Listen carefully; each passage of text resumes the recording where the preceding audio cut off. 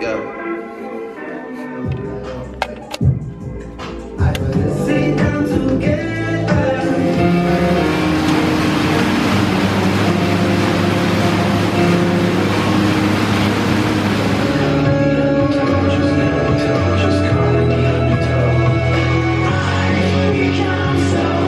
Favorite band ever, Linkin Park. I'm so sickened I didn't get to go see them live before Chester passed away, so oh man, I was actually sickened when that happened. So I remember reading somewhere, someone famous said, whatever you do when you're young and when you're alive, go see your favorite bands, because you never know when they're going to stop touring and you won't get to see them when you're older. And that is probably one thing that I do regret not doing, see Linkin Park, because I don't know if they're ever going to tour, and they're obviously not going to be the same ever again. But my life isn't really that normal, so but yeah, sickened. I absolutely love this song. Linkin Park, Hybrid Theory and Meteoria. I think it's Meteoria anyway. Just the albums of my youth.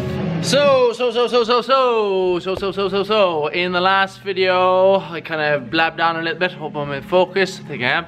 Last video blabbed on a little bit about just what's going on at my hip, and that's probably a side of video I won't do too often because it's very chat heavy. But in the editing process, I haven't the edit for that yet, but in the editing process I think I'm going to put in a couple of diagrams of like the human body and the different muscles I'm talking about. But in this video I'm going to do a little bit of rehab, show you what I'm able to do, so show you what my lower body stuff looks like. Upper body stuff is still pretty typical, even though getting into positions like a dumbbell bench press and doing a dumbbell row, is actually really challenging to support myself on this leg. So I'm doing a lot of chest supported rows. So you're going to see things like leg curls, sissy squat, step up, my 3 kind of hamstring dominant, quad dominant and lunge pattern dominant movements that I'm going to. I have tried hip thrusts and things like that, and they do definitely catch me, so I've got to be careful with those. What I don't want to do is I don't want to over aggravate this so it doesn't get better. So at times you just need to leave things kind of rest and relax and get better themselves. But I'm going to play around and see if I can find a glute specific exercise that doesn't aggravate this. Going to be doing a little bit of mini band stuff, hip internal external rotation, and as I said, get back into a little bit of core. So I'm going to run through all these movements and show you what I'm doing. And that conditioning work consists of the assault bike, which we all love, and the rower, which ain't too bad. So I actually nearly got sick earlier on from doing the assault bike. That was me at the start of the last video. I just literally got off that assault bike. Oh my god, killer. And I'm practicing a lot of kicking with my left because I can't do anything with my right, so it's all off the left boot for the moment. Kicking points with the left, boys, come 2018, yeah.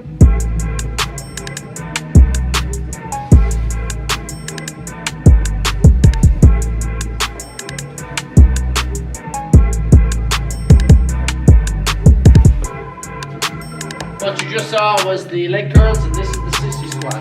Sissy squat. So this guy, I'm basically a little force really going through my pelvis, so that hip, and I'm still able to get a really good stimulus of the quads. So I'm able to keep those core muscles working, reduce any risk of atrophy in the quads without aggravating that hip. Here I'm actually able to get all the way down and I have no discomfort.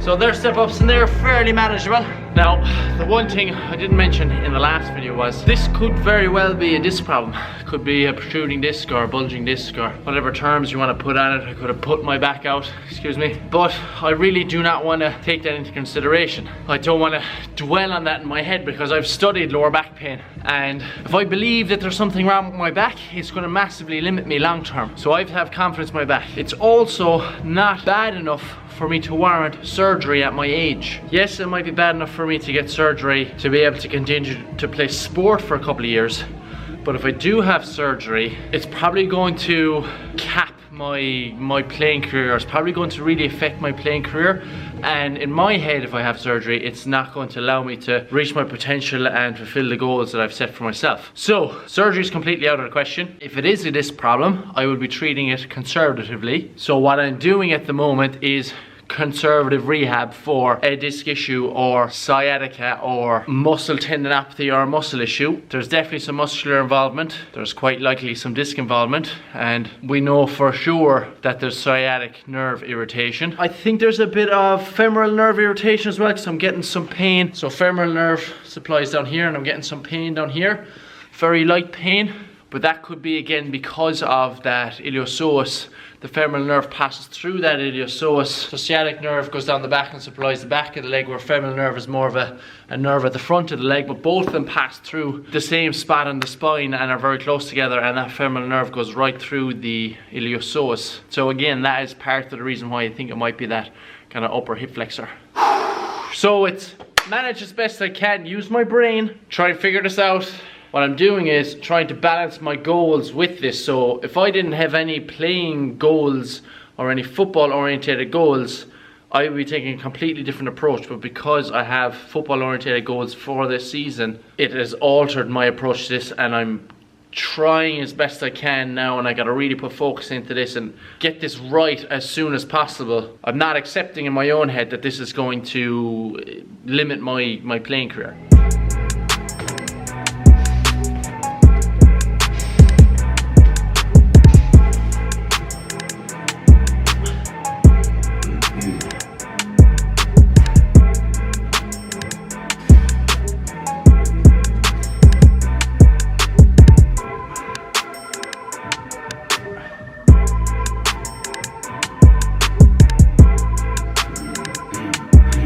So I do a variety of these. Sometimes I leave this left leg back or the right leg back and do the movement. When I'm a bit more of the hip flexor involved here on the right side, and it's the right side that's aggravating me, so this is the one that tends to be more sore, whereas this one is pretty easy because I've less of that hip flexor being used. My right side is more relaxed here. So this catches me right at the top. I kind of feel it deep in the back of my hip and up towards my lower back. You find during the contraction of the muscle, well, it's this lengthening of the muscle that catches it a little bit. If I straighten this leg, I feel it a tiny bit more, and if I straighten this leg, catches a little bit more at the top because that muscle is lengthened more with this leg back, but it's just literally at the top. I don't feel it through the range. Usually during the exercise it's not so bad, but when I come out of it, oh, that's when I get it right there. I get pain down the back of the leg just when I get out of the exercise, and now it feels a little bit worse. But the feeling is kind of more like a fatigued, weak muscle feeling than really sharp pain.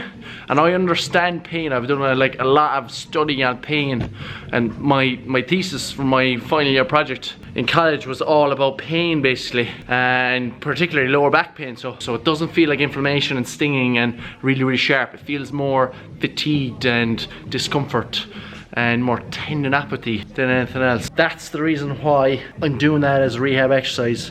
If it felt sharp and like there was inflammation going on there, I wouldn't be doing that.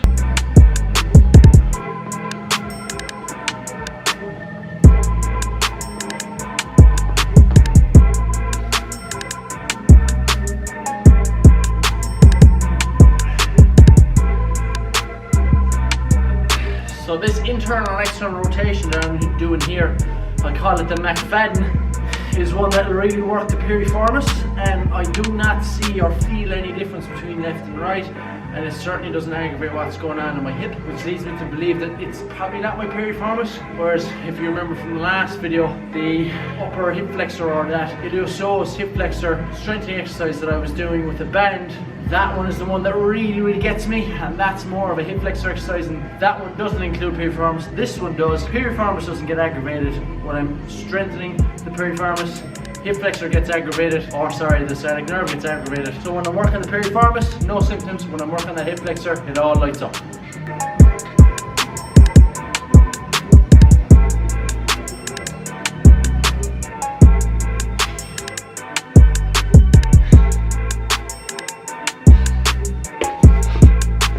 Get them calves going. If you find these leg curls really hard, you can do a double leg curl. Alright, so put the hands flat on the ground. makes it easier to stabilize yourself. This is a little bit harder, and this is harder again because I'm going to use my core to stabilize myself. If you find those easy to progress, you can go double in, single out, double in, single out, and when you get good at those, you can go single in, single out, and again, you can bring the elbows across the arms until we get that bit harder. With this guy, you're looking to get that hip up as high as you can, up here, not down here. Okay, so we don't want this, we want that hip up as high as we can. And try and keep that heel more or less on the ball. When you roll up there, you should have the full sole of your foot on the ball, more or less just the heel on the ball, sole of the foot, heel. Feels good there. That's about the extent of the kicking I've done on my right leg in the last couple of weeks. Literally just a short one like that. And as I go through that, it gets worse and worse and worse. So first couple are okay. But as I go through it, whenever I make impact on the ball, I feel a little bit more. And it kind of feels again kind of here and kind of in the hip. So again, I'm using my hip flexor. So that's hip flexion. I'm using that hip flexor to do that movement, and obviously when I impact the ball, I've got a bit more force going through that muscle, so that's probably why I'm getting more discomfort there. So I've been practicing a lot on my left. Oh, and the left isn't any good. I obviously need to do more practice on that. Yeah, no, that left needs work. That left needs work still. Alright guys, I'm going to finish this video here, but before I go, I just want to go over the difference between pain and discomfort, and this is something that I think everyone needs to understand, and it's something I try and pass on to all of my clients. The difference between pain and discomfort is very simple, okay? So this is discomfort. When I pull my finger back here, I get a discomfort. But when I leave go, after a couple of seconds, that goes away. Pain will be if I grab this finger and pull as hard as I can towards the floor, dislocate the finger, something clicks, something pops, there's swelling, it's pulsing, that's pain. That stays sore for a couple of days. Any kind of movement or anything to touch on it is painful. So that's pain. This discomfort, when I leave go, it goes away. That's absolutely fine, and that's a part of the rehab process. And it's discomfort that I feel with that banded exercise that I do for the hip flexor. It goes away after a couple of seconds. It is more of a sharper discomfort or sharper pain. It's a nerve pain that I get down the back of my leg, but I get a different discomfort. The discomfort I get with the hip flexor is different to the pain or discomfort that I get down the back of the leg. So again, that's why I'm really sticking to that exercise, because I know there's a discomfort, not a pain, and I need to go through that discomfort and strengthen that muscle to get over that limitation. That's the video. Hope you enjoyed it. Make sure you smash the subscribe button. Updating that gym coming soon. Woo-hoo-hoo. I'm having all these moments, just these moments where like an idea will come and you plan it out and you're like, yeah, oh, that'll work, oh, I like the look of that. So we're having loads of those moments. I will see you in the next video. Thank you so much for all the support. Like, subscribe, see you in the next one. Slán.